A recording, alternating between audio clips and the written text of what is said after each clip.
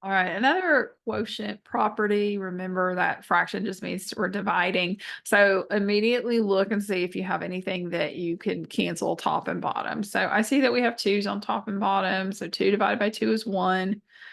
We also have an x here and an x here, because remember that's not x squared, it's x to the first times y squared, and this is just an x to the first. So we've really gotten rid of a lot of stuff already. We've got 4 on top, still x and y, and on the bottom we just have a y squared.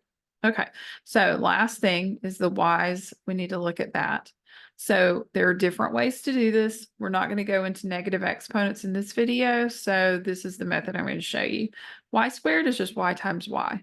And that helps me to see that if I cancel those, y divided by y is 1. And that leaves a y in the denominator, right? So 1 over y.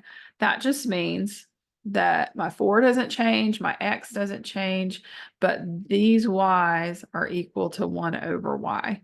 Now, why don't I show the 1 on the top? Well, I could say 1 times 4x, but 1 times anything is that thing. So 4x over y.